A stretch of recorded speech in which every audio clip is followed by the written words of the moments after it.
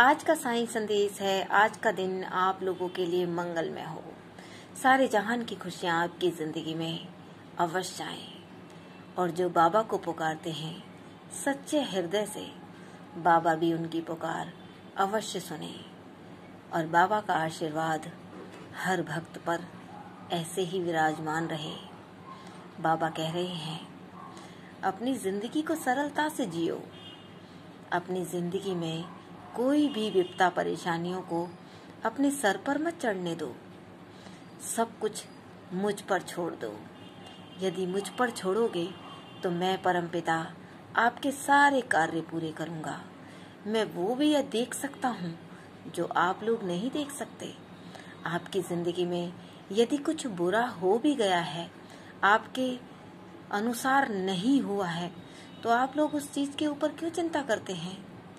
क्योंकि आपको नहीं पता अपने जीवन का रास्ता कौन सा है, कौन सा सही है, कौन सा गलत है।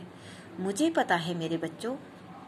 तो आप लोग इस बात को मेरे ऊपर रखकर क्यों नहीं छोड़ते कि हमें नहीं पता अपने जीवन का, बाबा को पता है, तो बाबा संभाल लेंगे सब कुछ।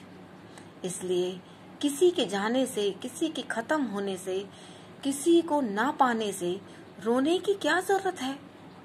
रोने से क्या हासिल होगा? और अगर रोते भी हो किसी चीज को लेकर, तो दूसरों से बातें करने की क्या जरूरत है? दूसरों से बातें कर कर मत रो। दूसरों को अपनी दुख तकलीफ मत बताओ मेरे बच्चों, क्योंकि दूसरे लोग आपकी बातों का हल नहीं निकालेंगे।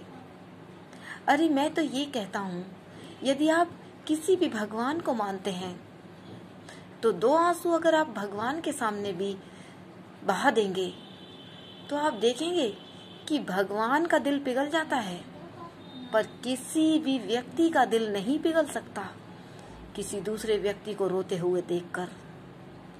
तो यदि रोना भी आता है, किसी चीज को लेकर आप परेशान भी हैं, अपने दुख परेशानियां बीमारियों को लेकर परेशान हैं, तो अपने मंदिर में बैठिए, मंदिर में दर्शन करने जाइए, वहां पर 2 आंसू बहाइए, बाबा से शिकायतें कीजिए, मेरे पास आइए, मुझको बताइए, और मैं आपके बिगर बताए ही समझता हूँ सब कुछ।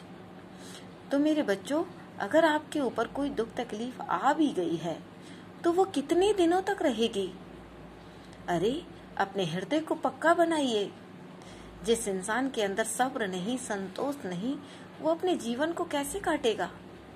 अपने जीवन को मजबूत बनाइए। किसी एक भी भगवान पर छोड़ दीजिए अपनी सारी चिंताएं। अच्छे कार्य कीजिए, वो सब कुछ मिलेगा जो आप अपने जीवन में चाहते हैं। चिंता करने की जरूरत नहीं मेरे बच्चों।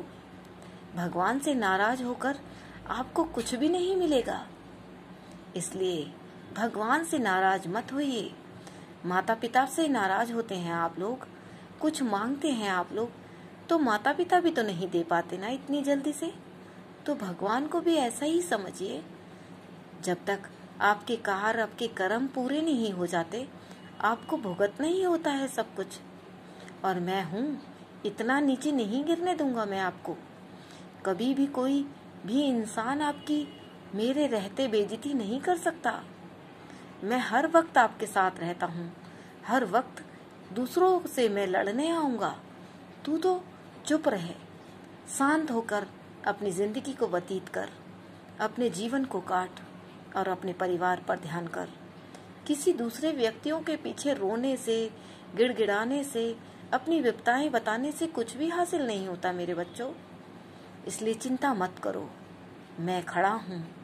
जब जब आप मुझे पुकारेंगे तब तब आप मुझे पाएंगे, और मैं सदैव आपके साथ रहूँगा। साईं साईं का सिमरन करना मत छोड़िए, साईं को बुलाना मत छोड़िए, साईं को पुकारना भी मत छोड़िए। फिर अपने जीवन को देखिए कि आपका जीवन कितनी जल्दी से बदल गया।